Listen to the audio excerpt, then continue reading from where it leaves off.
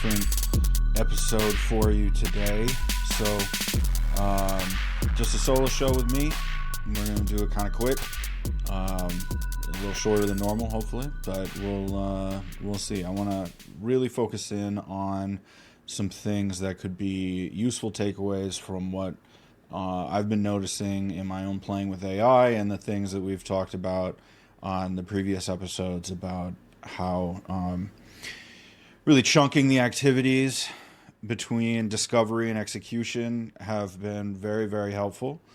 And then also getting how to get your output to sound more like you, even if you don't have a whole bunch of, historical content that you can load up to get it to sound like yourself and less like an AI. So before we get into it, just a quick reminder, go to enterprisingminds.com. It's enterprising-minds.com, where we have all the episode transcripts, links to things that we say in the episodes, and ways that you can reach out and connect with us. We would love for you to connect with us and let us know what you are thinking and what has worked for you based on what we've talked about. Secondly, pathways. I've been remiss in posting recently. I am sorry. Getting that back up and running. Please go subscribe on our new Substack version of it. You can also find it on LinkedIn. Adding a bunch of new stuff, have a whole content backlog to post on that. So if you want to subscribe and get everything from Substack, you can do that. You can get this podcast. You can get all the newsletters right there in your inbox or in your app. So like, subscribe, share, all that good stuff. And now let's get into it. So one of the common things that I've heard in working with coworkers or working with friends when we're talking about even just getting started in AI, right? Because it's really easy to get overwhelmed with implementing AI to the point of just being like, you know what, screw it. I don't want to deal with this. And I understand that. It's really technical. It challenges all the ways that you've normally done things, depending on what your job and industry are. But, it's important that we get an understanding of how it can help you. When you are prompting, if you are just putting in a single sentence like, hey, do this, go find this, that's okay. That's definitely where everybody starts out with. But ultimately, if you want the best projects and the best outputs from your AI, you should really think about the AI as if it were an intern or like a contract worker that's helping you do the work. So they need all the context that you can provide so that they go and do a good job, right? If you go to a person and just say, go make me 200 social posts, you're going to be really surprised with what comes back because you didn't have any kind of direction around, I want it to look this way. My social media should target, these channels with this kind of tone of voice, all of that. But also creating those guidelines can be very daunting, right? So this is where what I'm calling the discovery and the execution piece of it really should be separated out. So what I'm typically doing and what I'm finding very helpful for my own things is to start out a chat with, I'm trying to do this. Here's what I'm thinking from the start. Tell me what you would need to create a master prompt. What additional things should I give you in order to get this thing done? And then you can work with the AI to then create the project brief and the larger prompt for that activity. And then that way it has all the context and you have stress tested it a little bit to make sure that you get a lot of the output. So what does that look like? For me, one of the more recent things that I worked on was a project manager AI at work. I have way too many projects going on.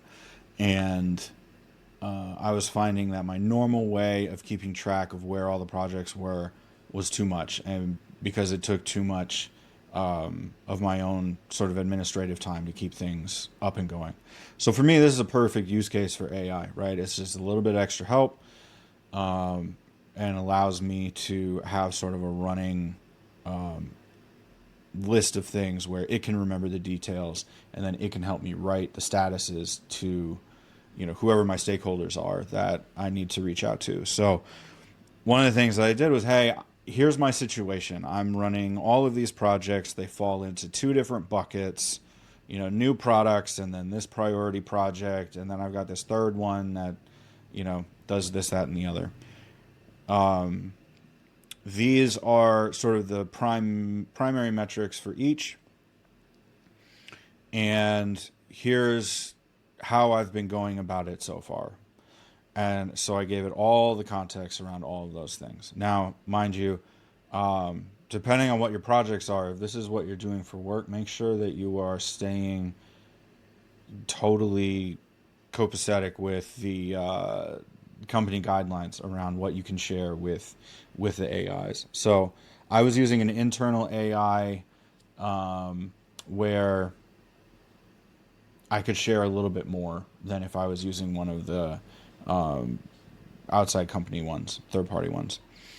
So make sure you keep that in mind as you're setting this up, because that's going to change how you do the outputs, right?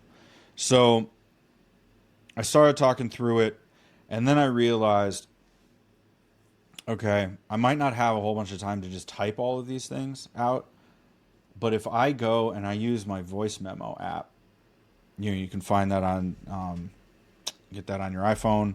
Android has one. I use Mac laptops, so the voice memo app is on that as well. So I just turned on the voice memo app and then just started talking. And then it automatically transcribes what I'm saying, and then I upload that into the AI as context, saying, hey, I just did this brain dump, organize it in this way to match up with the projects that I've told you about and the sub-projects that I've told you about, and then make sure that you're capturing all of it. One important thing if you want to do this particular project manager AI piece is to make sure that you tell it to not summarize things, to make sure that it keeps all of the information that you tell it. Otherwise, it will try to truncate it so that it optimizes for its own memory, and then you might get some weird outputs later. So keep that in mind. That was one of those iteration things that I learned as we went through. But the nice thing about this project manager AI is after I did that 40-minute brain dump transcript into it and had it organized, I could then look at it and say, okay, these are the correct spellings of the people that I mentioned, for their names. These elements were listed incorrectly. Please correct them this way. Moving forward, I need to do, these kinds of things later. And then I did that whole thing. All right, now that you have all the context, help me write a project manager master prompt that I can copy and paste each day, because the internal AI doesn't have a memory like a Claude or a Google or, whatever else. So I have to do this each time, right? So it's important for me that you have this master prompt to understand what I need you to do. And then secondarily is all of this context of all the different projects I'm working on. And so every day I load it up, I put in the master prompt for context, then I update do the second one that has all of the context in it. And then as I go about my day and have my meetings and have all my different notes, I make sure that I'm updating that context, and I'm saying, hey, I just crossed off this activity, I sent this email to somebody, and yada yada. And then it tracks it, it tells me, so that at the end of the week I can then send an email saying, hey, here are all the things that we did this week. Moving forward into next week, this is what I'm looking to do. That has been massively helpful for me, right? And that part of it is really just the discovery. It's setting all that up and making sure it has the context and has the prompt for it to work is going to be, that is one activity in and of itself. The execution piece coming off of that project management thing are some really nice things, right? So if I find myself with a half an hour of where I don't have to do anything, which is often rare, but if I do, then I can just say to it, hey, I got 20 minutes. What are some things that I could quickly take off the list of things to do? Who should I follow up with? Who, what project needs a quick hit on something? And then, boom, I can have it write a quick draft, put it in, go into, Teams or Slack and say, hey, just checking in on this. What's going on? Tell me what's up. It has been massively helpful because then I've been able to actually keep things going at a relatively good clip. Also, it takes the pressure off my memory, which is not there with how much is going on. Now, with the execution piece of it, you're going to have to understand like what you actually need to do, right? So if you get the random requests on, hey, what are you working on for this particular portfolio, or this project that's going on, what's the status of it? Well, then you need to output some kind of email for your boss or stakeholders, and you as the individual who has dealt with those people will understand the context and the way in which that they prefer to be communicated, right? So that's going to flavor the way that these outputs come out. So again, doing another one of those little discovery pieces, if you're unsure, to be like, hey, I have this project manager prompt. It's working great. This is what it's doing. I need you to be the execution piece of this. Write a prompt for that to understand how to do the outputs that I need to have from this. And it can be a wonderful thing. So whether or not that's a quick Teams or Slack message, whether or not that's social posts or emails to your boss or emails to your stakeholders, whatever it is, mark those down, write those out, right? And then have those in there and saved. You can do this for literally anything. Going through and, chunking out the tasks that are involved like you would for any coworker or intern or contract worker that is helping you out. Even your agency relationships, right? I mean, how many times do you do a kickoff meeting where you have to say, okay, here's the scope of the problem. Here's what we're trying to do. This is how we usually go about it. Here are our brand standards. I mean, all of this stuff is typically the kickoff meeting that you would do. But what if you don't have the brand standards? What if you don't have the examples of previous work that you've done, right? Maybe you are starting a Substack, like we are, or you're finally going to launch your own website, but you want it to look professional. So what do, right? This is where that discovery piece comes in and really focusing in on that. So one of the things, if you're really starting from zero, I would say go to Google Gemini, do a deep research project and just say, you know what, I'm trying to do this. I need to know what are the best practices right now for internet brand standards. What should I include in a media kit or in a personal brand standards document, photography document, et cetera, right? Once you do that deep research, then at least you have some context you can load in and say, hey, to my knowledge, these are the brand standards, or these are the best practices around brand standards for a personal brand right now. I'm trying to create brand standards. Interview me. This is another approach that can be really great with your AIs. Interview me so that you can get the information you need to help me create the output, which will be a Word doc, a PowerPoint, a PDF, whatever, of colors, typography, mission, voice, all that stuff, right? And then again, I find having the conversations, again, either with the voice memo app or doing the voice activated things in the AI apps, I find talking it out is actually much easier than typing everything. Obviously, you go do what it feels best to you, but I'm finding that really helpful to me. And I'm also finding that not a lot of people actually understand that you can do a lot with the voice settings already. So go and have a conversation with it, right? Being able to say, hey, I like these authors or these thought leaders. These are the elements of their writing, their presentation, their podcast that I really enjoy.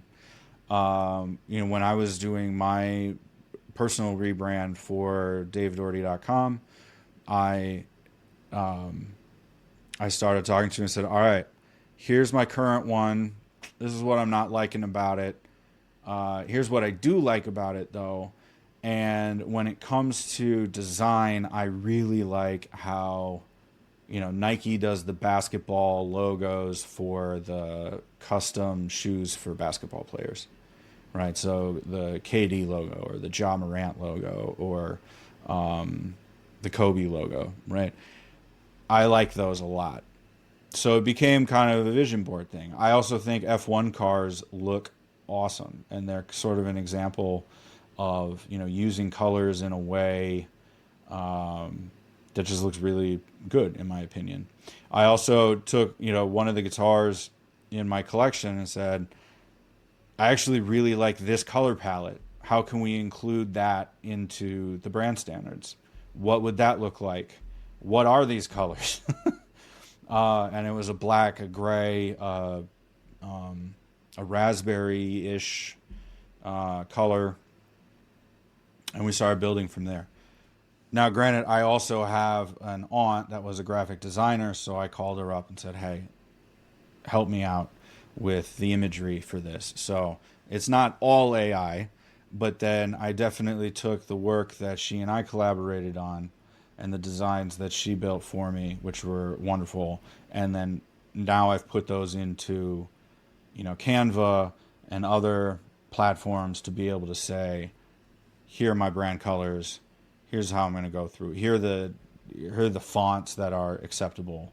And you can just slowly create this over time, right?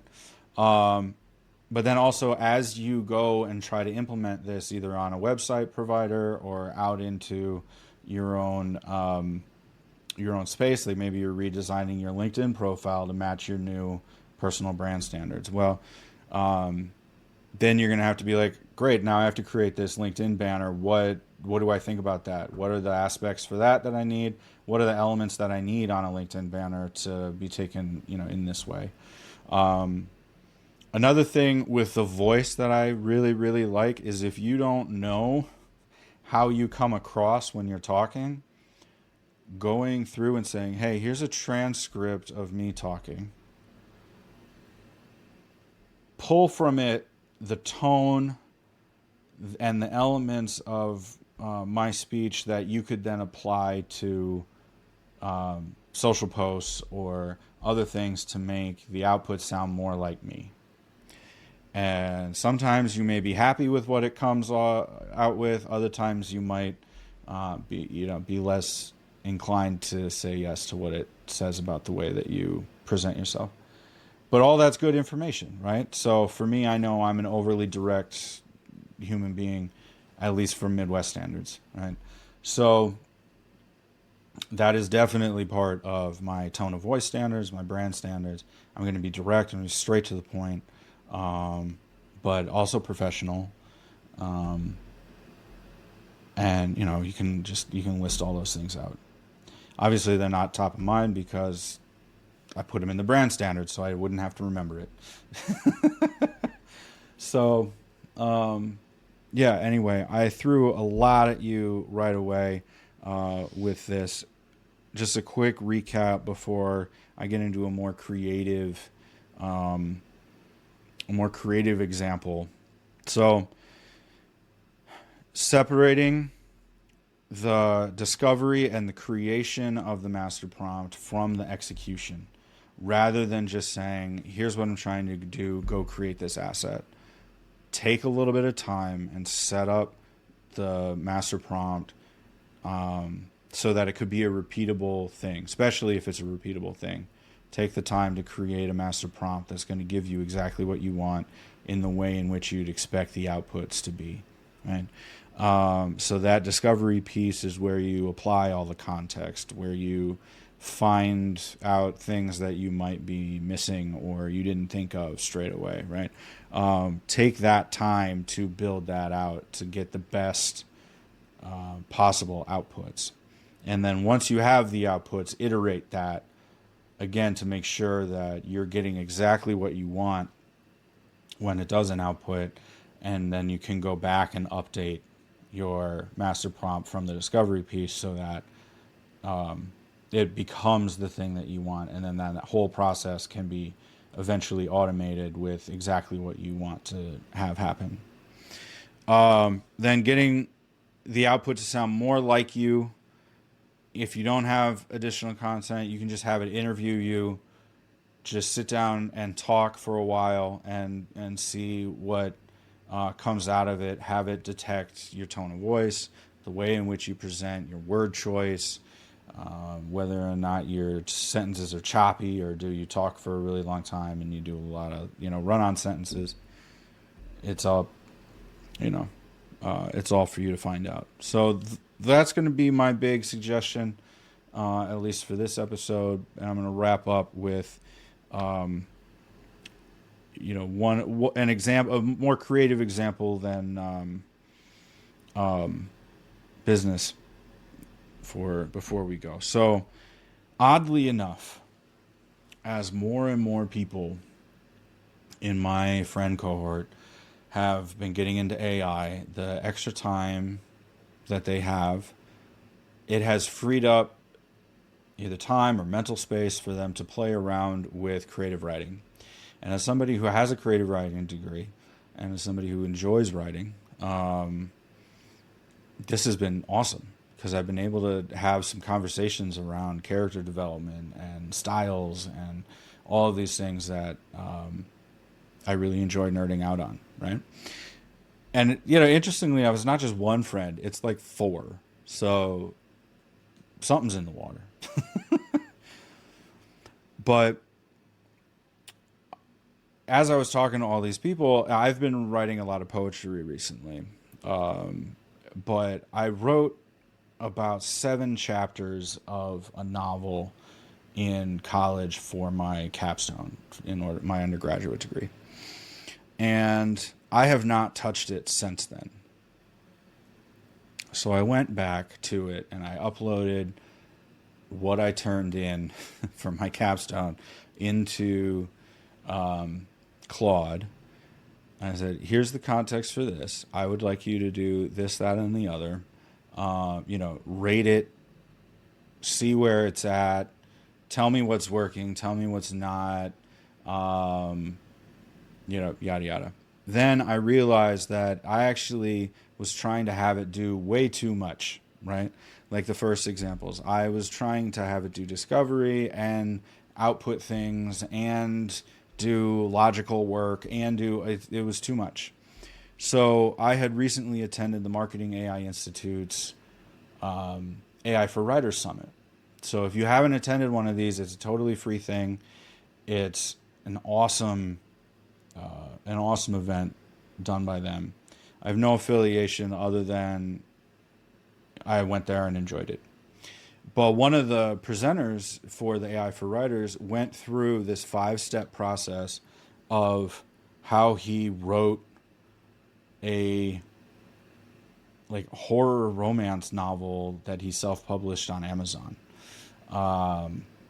And there was actually a 5-step thing, and these big master prompts around idea discovery, around character development, around editing, around publishing and summarizing, and all these different things.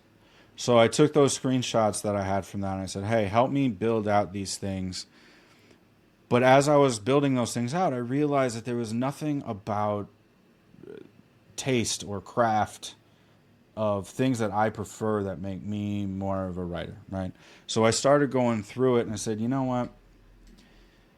I need an extra layer of information for you to actually do what I want you to do. More so than just the prompt.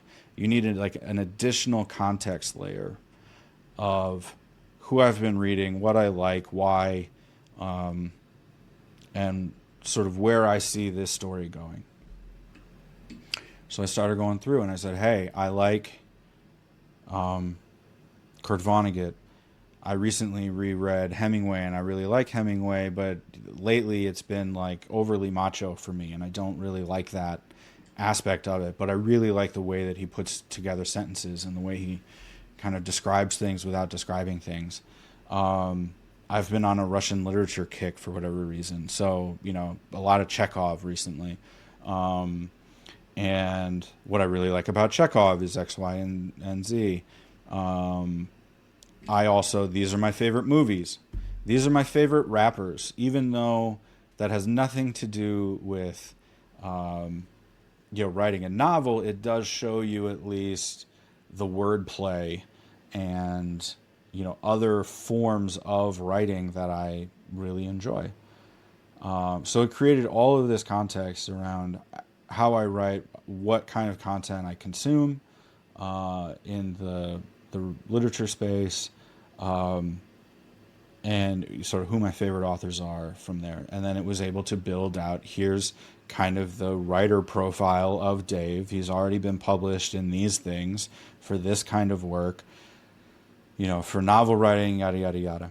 But I also made sure to specify, like, all right, if I don't want you to do any creative writing on my behalf unless I specifically tell you that I'm going to publish it under a pen name.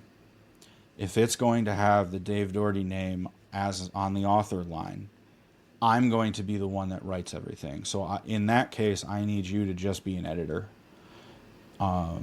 And tell me how good it is or where things are left off or whatever else. So I spent a lot of time building all this stuff out. And then towards the end, I found myself completely stuck creatively. And I was reading through all of the suggestions, that we had and whatever. And I just, I was like, man, I'm really stuck right now. This is where I'm getting hung up on things. And it just doesn't feel like anything is actually at stake for anybody. And so I started talking through about like, okay, if, these are my favorite, movies where there's definitely something at stake. Now, granted, it doesn't have to be as explicit as, espionage or, anything like that, but help me understand in a different context, like what is at stake for each of these characters and what's at stake for them overall, right? Because that needs to be emphasized so that people are actually interested in reading, right? And that's where I was massively stuck. But because we had all the context of all the stuff that was written prior, and then the iterations that we've done based around who these characters are, and what they would do, what they wouldn't do, sort of what are the swim lanes for each of these characters, I was able to have this really nice conversation around the context that all of them are operating in. Now, so why the hell would I be talking about this on a business podcast? One of the important things from that lesson is that craft layer. Here are my preferences. This is how you can sound more like me, or understand what it is I'm going to say yes to when you're pitching me ideas, right? Because whenever you're on LinkedIn or any of the other socials and they start talking about, here are the 20 AI tells, well, who cares, ultimately? If it's easy to tell that AI wrote it, then you haven't done the work to make it sound like you, right? So having this context layer is really important. But in addition, also having a clear list of things that whatever it is you're trying to do are not. So this task would be considered a fail if you create it as a .txt file, right? I only want it in a Word document file. Those types of things. So not only what is the output I'm looking for and what is the project I'm looking to accomplish, but also here are the things that it's not. I've found all of these things to be massively helpful in my prompting, as well as ways of looking at scoping projects for the AI agents. Hopefully this is helpful. I think it's definitely been helpful for me to put some context around these thoughts. Like, subscribe, share. As always, you can find me on LinkedIn or dave-doherty.com, and keep up with me at any of those places. Please let anybody else know about this. It's helpful for us on the algorithms, and we love hearing from you guys on what it is you're working on and how things are useful for you. So go check these things out, try it out. Let me know what you think if you have never tried separating that sort of discovery context work from the execution work. So thanks for sticking around, and I'll see you in the next episode of Enterprising Minds. Take care.